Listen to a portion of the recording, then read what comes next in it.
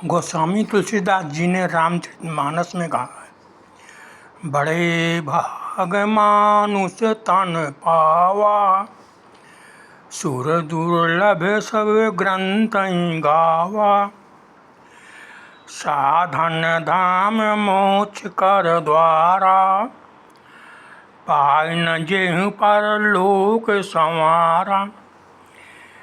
ये मनुष्य तन मानव को बड़े भाग्य से मिला है।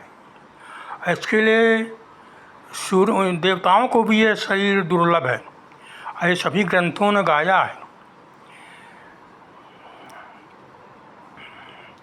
ये साधना का धाम और मोक्ष का दरवाज़ा है। मनुष्य जब 84 लाख योनियों में घूमता है तो 84 लाख योनि में किसी में मोक्ष नहीं मिलता है। जब वो मनुष्य तन पाता है तभी उसको जो है मोक्ष का दरवाज़ा खुलता है, क्योंकि मनुष्य ही जो है में सोचने की शक्ति है और इसको ज्ञान पाने की शक्ति है। अज्ञान से ही मोक्ष मिलता है। सो परत्र दुख पावहीं सिर धुन धुनि पछताऊं, कालहि कर्महि ईश्वरहि मिथ्या दोष लगाऊं।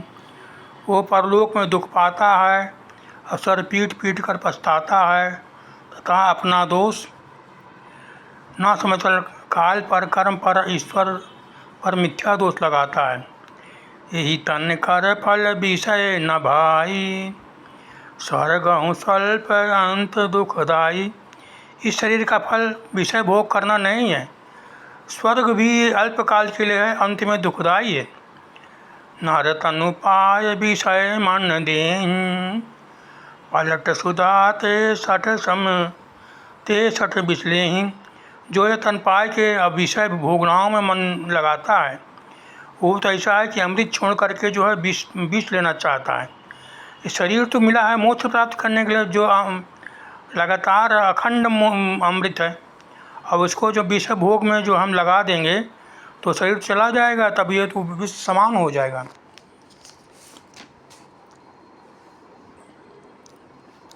हे भाई, इस शरीर के प्राप्त होने का फल विषय भोग नहीं है।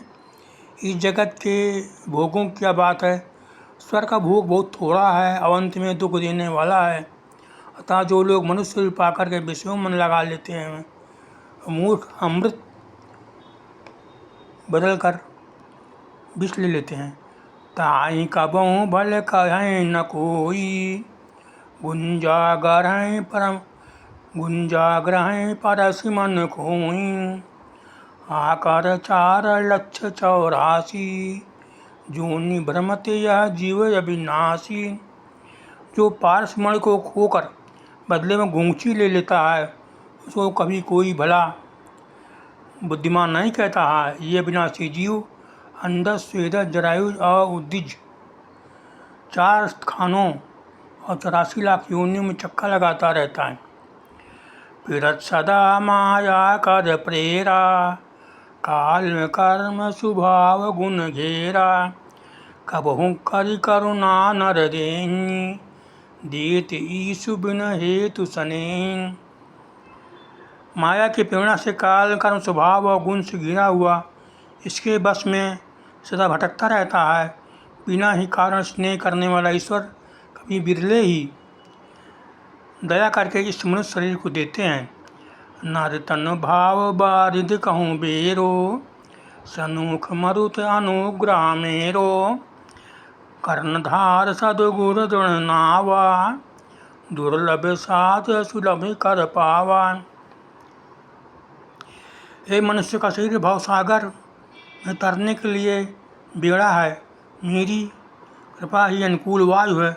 सदगुरु इस मजबूत जहाज के कर्णधार को कहने वाले हैं। इस प्रकार दुर्लभ कठिनता से मिलने वाले साधन सुलभ होकर के भगवत कृपा से सहज ही उसे प्राप्त हो गए हैं। जो न तरे भाव सागर, नर समाज यश पाई। सोकृत निंदक मंदमति, आत्मा निगति जाय। जो मनुष्य ऐसे साधन पा करके भाव सागर से ना तरे, वह कृतज्ञ और मंद बुद्धि और आत्महत्या करने वाली गति को प्राप्त होता है।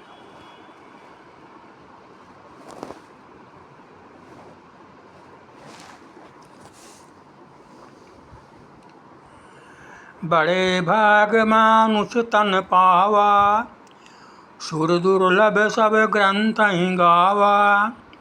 साधन धाम मोक्ष कर द्वारा, पान जहि पर लोक संवारा। सो परत्र दुख पावई, सुर धुन धुनि पछिताय।